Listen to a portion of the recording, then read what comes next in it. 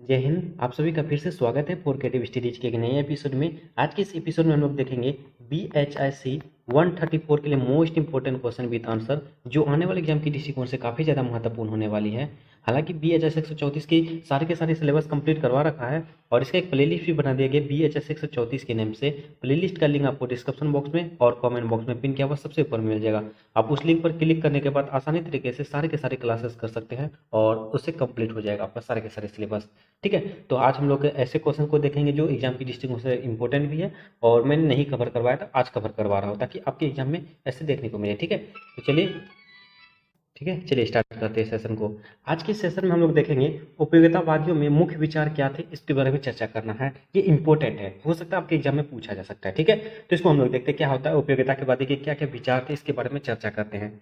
देखिए, उपयोगितावादी जो थे ना, यहाँ से आप सभी ध्यान से देखिए। कहता है उपयोगितावादी आधुनिक समय में सबसे महत्वपूर्ण और प्रभावशाली नैतिक सिद्धांतों में से एक है। यानी कि उपयोगितावादी जो थे वो आधुनिक समय में क्या हुआ था, ये सबसे ज्यादा महत्वपूर्ण सिद्धांतों में से एक दिए थे और ये काफी ज्यादा प्रभावशाली भी थे। यानी कि ऐसे सिद्धांत दिए थे जो काफी ज्यादा इसमें प्रोग्रेस भी किया था, काफी ज्यादा इसमें जो न चर्चाएं हुई थी, काफी ज्यादा इसमें यानी कि प्रभाव काफी डाला था इसमें, है ना। बहुत सारी चीजें इसको इसके बाद जो है ना बदलाव देखने को मिला था।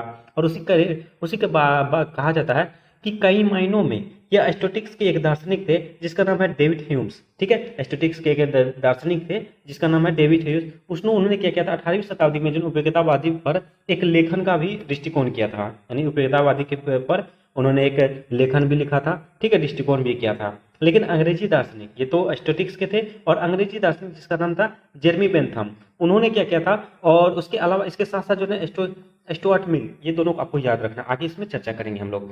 स्टुअर्ट मिल और जेरमी बेंथम, ये दोनों ने क्या किया था, इसके लेखन के इसका नाम और इसका स्पष्ट बयान दोनों को प्राप्त किया। इन दोनों ने क्या किया था, जेरमी बेंथम और जॉन स्टुअर्ट मिल ने, इन दोनों ने जो उपयोगितावादी के नाम और इसका जो भी दृष्टि थे, स्पष्ट रूप से जो बयान थे, इसके बारे में उजागर किया था, इसके बारे में चर्चा किया था। ठीक है, उसके बाद आज भी मिल का निबंध, आज भी जो है ना, आज भी मिल मतलब स्टुअर्ट मिल का निबंध जो उपयोगितावाद जो 1861 में प्रकाशित हुआ था, सिद्धांत के सबसे व्यापक रूप में पढ़ाए जाने वाले व्यापक व्याख्याओं में से एक है। यानी कि आप स्टुअर्ट मिल के बारे में सुने होंगे, जानते ही जरूर होंगे इसके बारे में। इन्होंने क्या किया था, सबसे 1861 में जो है ना उपयोगितावादियों के बारे में चर्चा किया था और प्रकाशित भी किया था, उल्लेख किया था, दृष्टिकोण किया था। और इसके सिद्धांत जो थे, जो उपयोगितावादी के जो सिद्धांत थे जो स्टुअर्ट मिल ने किया था, और उसका व्यापक रूप से जो ना सबसे ज्यादा मतलब जितने भी व्यापक रूप से 1861 के समय में, 18वीं शताब्दी के समय में जो भी पुस्तक आए थे, जो भी प्रभावशाली सिद्धांत थे, उसमें से सबसे ज्यादा व्याख्याओं में से एक पढ़े जाने वाले थे उपयोगितावादी जो स्टुअर्ट मिल के द्वारा चर्चा की गई थी। ठीक है, तो ये बातें कही जा रही है। यहाँ तक आप उम्मीद करता हूँ समझ गए। फिर से मैं एक सिंपल तरीके से बता देता हूँ। उपयोगितावादी जो थे वो आधुनिक समय में सबसे महत्वपूर्ण और एक प्रभावशाली नैतिक सिद्धांत थे। और उसी में से एक जो है ना स्टोरिट के एक दार्शनिक थे जिसका नाम था डेविड ह्यूम, उन्होंने 18वीं शताब्दी में इसका चर्चा किया था। और इसके अलावा जो है ना अंग्रेजी दार्शनिक जेरमी बेंथम और स्टुअर्ट मिल ने भी इसके बारे में, इसमें जो भी इसका नाम है, जो भी इसका स्पष्ट है, इसके बारे में प्राप्त किया, इसके बारे में जानकारी इकट्ठा की। और इसके बाद जो है ना स्टुअर्ट मिल ने क्या किया था, इसका निबंध लिखा था उपयोगितावादियों पर, 1861 ईस्वी में प्रकाशित किया था इसके निबंध का। और इसमें जो भी सिद्धांत दिए गए थे वो सबसे ज्यादा व्यापक रूप से जाने जाने वाले थे। ठीक है, और आगे हम लोग बढ़ते हैं। अब कहा जाता है तीन सिद्धांत हैं जो उपयोगितावादी के मूल सिद्धांतों के रूप में कार्य करते हैं। उपयोगितावादी के जो है मुख्यतः तीन सिद्धांत ऐसे हैं जो मूल सिद्धांतों के रूप में कार्य करते हैं। और हम लोग अब तीन मूल सिद्धांत क्या थे उसके बारे में जानेंगे। सबसे पहला है आनंद या खुशी ही एकमात्र ऐसी चीज है जिसका वास्तव में आंतरिक मूल्य है। आपको इस तरह से मेंशन करना है। मेंशन करने के बाद आप क्या करेंगे, हो सकता है आप जो है अंडरलाइन कर देना, ये पॉइंट लिखने के बाद अंडरलाइन कर दीजिएगा। ठीक है, उसके बाद आप डैश देके इसको लिखना है। ठीक है, ये सब आपको दिखने में भी अच्छा लगेगा और मार्क्स ज्यादा मिलने की चांसेस बनती है इससे। कहा जाता है उपयोगितावाद को इसका नाम उपयोगिता शब्द से मिला है। यानी कि उपयोगिता जो होता है, उपयोगितावाद क्या होता है, उपयोगिता से संबंध है। यानी किसी भी चीज में होता है ना कि जो जैसे मान के चलो कोई व्यक्ति जो है कई नई चीजों की खोज की, तो वो क्या करता है, वो या तो ज्यादा से ज्यादा फोकस करता है अपने नाम पर, उसका नाम रख दूं, नामकरण किया जाता है। उसी प्रकार जो उपयोगितावादी का जो नामकरण किया था उपयोगिता से, यानी कि कहीं ना कहीं इसका उपयोग दिखा, उपयोगिता दिखा। आपको पहले भी बताया था इसका जो न काफी महत्वपूर्ण सिद्धांत दिए थे और इसका महत्वपूर्ण योगदान भी रहा था, प्रभावशाली सिद्धांत था। कहीं ना कहीं ये उपयोगिता में इसमें शामिल हुआ, भाग दिया, है ना, इसीलिए इसका नाम दिया उपयोगितावाद। क्लियर। उसी प्रकार जिसका अर्थ इस संदर्भ में उपयोगी नहीं है और बल्कि इसका अर्थ आनंद या खुशी है, यानी कि इसमें क्या आनंद, आनंद में, खुशी के रूप में उन्होंने जो भी चीजें करवाई तो वो जाके सामने वाले लोगों को खुशी मिले, आनंद मिले। जिस तरह से मान के चलो आप मूवी जो देखते हो वो क्या करता है, आनंद ही देता है, एक प्रकार का वो उपयोगिता है। ठीक है, उपयोगितावाद है, ताकि आपको मनोरंजन करवाता है, आपका जो भी टेंशन दूर करवाता है हंसी मजाक करवा के। ठीक है, वो एग्जाम्पल के तौर पर है। उसी प्रकार कहा जाता है कि यह कहना है कि किस चीज का आंतरिक मूल्य है, इसका मतलब ये है कि अपने आप में अच्छा है, इस दुनिया में इस चीज को मौजूद है या उसके पास है या अनुभव है, वह इसके बिना दुनिया से बेहतर है। ये कहा जा रहा है, इसका मतलब यही है जिसके पास दुनिया में जो भी चीज मौजूद है ना, जिस दुनिया में ये सब चीजें मौजूद है या जिसके उसके पास चीजें हैं या उसके पास अनुभव है। अरे मान के चलो आप अनुभव है एग्जाम में पास करने का, है ना, तो आप फिर भी किसी तरह ना भी पढ़ोगे ना इस सब्जेक्ट को, तो फिर भी किसी ना किसी तरह से आप पास कर जाओगे, क्योंकि आपके पास अनुभव है, आपने पहले भी एक्सपेरिमेंट कर चुके हो, आप इस सबको देख चुके हो, है ना। उसी प्रकार कहता है आंतरिक मूल्य बाह्य मूल्य से विपरीत है। आंतरिक मूल्य जो होता है वो बाह्य मूल्यों से, बाह्य मूल्यों से उल्टा होता है, विपरीत होता है। किसी भी चीज का तब महत्वपूर्ण होता है जब वह किसी अंत का साधन है, यानी जब उसका महत्वपूर्ण तभी होता है जब किसी चीज का अंत साधन, मतलब कि जैसे आपका एक थकान है, ठीक है, टेंशन बहुत है, टेंशन में क्या होता है कि आप में से बहुत सारे जो ऐसे होते हैं जो कॉमेडी वीडियोज देख के टेंशन को दूर करते हैं, वो कहीं ना कहीं आपके लिए उपयोगिता साबित होती है, तो वो बहुत बड़ी साधन है जो चर से समाप्त करे, वो एक बहुत बड़ी साधन है। वही कही जा रही है कि महत्वपूर्ण होता है जब वो किसी का अंत का साधन हो, है ना। अगर युद्ध चल रहा है, युद्ध में जो भी चीजें अंतिम में ऐसा वर्ड अगर बोल दिए, तो देखो दो व्यक्ति में अगर झगड़ा हो रही है, ठीक है, झगड़ा हो रही है और दोनों में से ऐसा लास्ट में ऐसा वर्ड बोल दिया जाए जिससे कि ये दोनों का गुस्सा शांत हो जाए, तो वो हो गया अंत का साधन, उपयोगितावाद हो गया। ठीक है, ये बातें कही जा रही है। जिस तरह से उदाहरण के लिए कही जाती है, बढ़ई के लिए एक पेचकस का महत्व होता है। इसमें आप एग्जांपल दिया, बढ़ई के लिए क्या होता है, पेचकस, जो पेचकस के बिना उसका काम ही नहीं चलने वाला। उसी प्रकार से हम लोग अगर कोई भी चीज हो गई, जैसे कोई भी चीज है, जैसे आपकी क्लास चल रही है ना, क्लास में अगर आपका सेशन ही अपलोड ना हो, सेशन ही मैं नहीं पढ़ा पाऊँ, तो क्या होता है, वो उपयोगिता नहीं हो गया। अगर मैं आपके सब्जेक्ट की क्लासेस ला पा रहा हूँ, मैं सभी सिलेबस का कंप्लीट करवा रखा, ये उपयोगितावाद है। ठीक है, उसी प्रकार यह अपने लिए मूल्यवान नहीं है, बल्कि उसके साथ क्या क्या किया जा सकता है।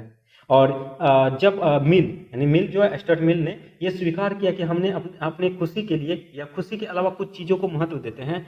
हम इस तरह से स्वास्थ्य, सौंदर्य, ज्ञान को महत्व देते हैं, स्वास्थ्य को, सौंदर्य को, इस चीजों को भी हम लोग इसका महत्व देते हैं। लेकिन उनका तर्क है कि किसी भी चीज को तब तक महत्व नहीं दिया जा सकता जब तक हम उसे किसी तरह की खुशी या खुशी से ना जोड़ दे। ठीक है, खुशी या खुशी से ना जोड़ दे। इस प्रकार हम सुंदरता को महत्व देते हैं क्योंकि ये दिखने में सुखद है।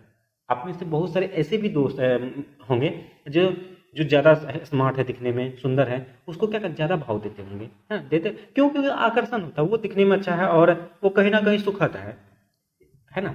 और जो थोड़ा सा सांवला होता है या काला होता है, उससे बहुत सारे लोग जो है दूरी बना के रखते हैं। आपको भी पता होगा हर चीज, है ना। तो कहा जाता है हम ज्ञान को महत्व देते हैं क्योंकि आमतौर पर यह दुनिया के निपटने के लिए हमें उपयोगी देता है। जैसे मान के चलो, ज्ञान को हम लोग क्यों महत्व देते हैं, अरे हमको पता चलेगा तब तो, हमारे पास अगर ज्ञान रहेगा ना तो किसी ना किसी तरह हम लोग जीवन यापन कर सकते हैं, है ना। तो ये बातें हैं, आपके पास ज्ञान है तो कुछ भी, सब कुछ लगभग हो जाएगा, दुनिया के बारे में जानकारी मिल जाएगी। अरे सौरमंडल कैसे बना, पृथ्वी कैसे बना, ग्रह कैसे बना, उसमें चंद्रमा क्या है, तारे कैसे बने, ये सब चीजें अगर हम लोग को जानकारी है तो ये कहीं ना कहीं हमको सुखद देता है। जैसे कहा जाता है ना कि हम लोग को बहुत जल्द जो है ना पृथ्वी जो नष्ट हो जाएगी तो हमारे जीवन यापन कहाँ होगी। इसीलिए साइंटिस्ट जो है अलग ग्रहों की दुनिया में ढूंढ रहे हैं, पता करवा रहे हैं कि क्यों कौन पृथ्वी के बाद ऐसे कौन से ग्रह हैं जहाँ पे जीवन संभव है ना। ये सब चीजें जो हमारे लिए ही किया जाता है, ये सब उपयोग है ना। तो ये बातें कही गई है। हालांकि खुशी और खुशी के लिए विशुद्ध रूप से मूल्यवान होने में अद्वितीय है और उनके महत्व देने को कोई अन्य कारण बताने की आवश्यकता नहीं है। दुखी होने से खुश रहना बेहतर है, यह वास्तव में सिद्ध नहीं किया जा सकता, लेकिन सब यही सच सोचते हैं। यानी सिंपल से समझो, सुख रहने के लिए, खुश रहने के लिए, हमें जितना सुख रहेंगे, खुश रहेंगे, हमारे जीवन संभव सब सही रहेगा। आप स्वस्थ रहेंगे, खुश रहेंगे ना, मतलब ज्ञान रहेगा तो खुश भी रहेंगे, खुश रहने के बाद उन सब चीज लगभग खत्म हो जाती है, आपके दर्द पीड़ा वगैरह सब कुछ। ये सब जो है ना उपयोगितावाद के एक महत्वपूर्ण सिद्धांतों में से एक मूल सिद्धांत है। और हम लोग नेक्स्ट सिद्धांत को देखते हैं। कहा जाता है कार्य सही है जहां वे खुशी को बढ़ावा देते हैं, गलत जहां वे दुख को पैदा करते हैं। ठीक है, यह सिद्धांत विवादास्पद है। यह उपयोगितावाद को परिणामवाद का एक रूप बनाता है, क्योंकि यह कहता है कि किसी क्रिया की नैतिकता उसके परिणामों से तय होती है।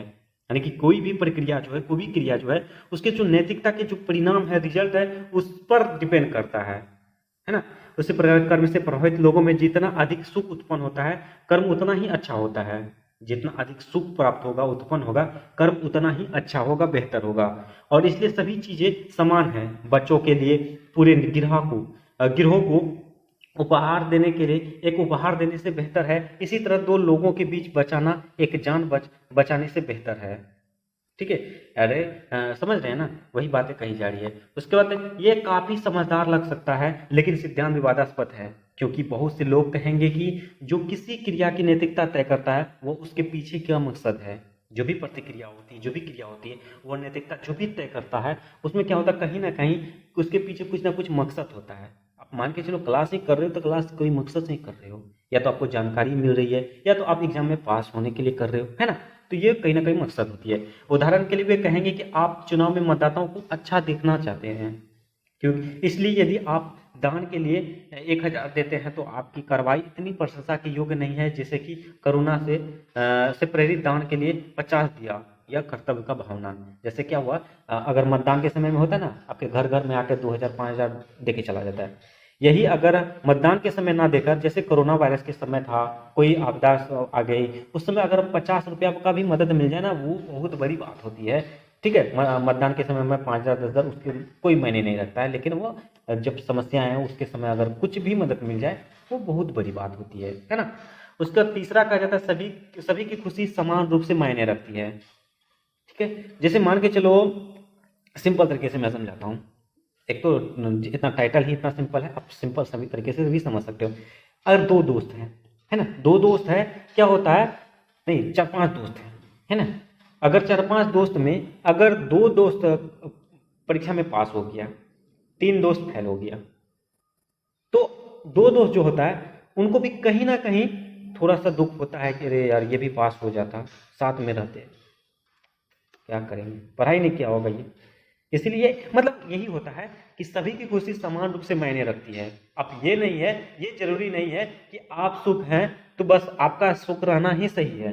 सामने वाला कुछ भी रहे, दुख रहे, संकट में रहे, पीड़ा में रहे, दर्द में रहे, वो मायने नहीं रखता। ये गलत है।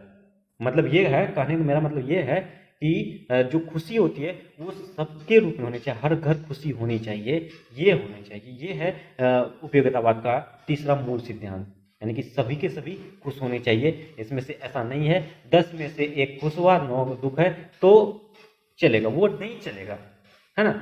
वो 10 में से कोशिश कीजिए 8 से ज्यादा लोग खुश हो। ये है इसका तीसरा मूल सिद्धांत, है ना। ये बातें हैं और इसके ये मूल सिद्धांत थे। ठीक है, यही सब बातें आप सिंपल तरीके से लिख सकते हो।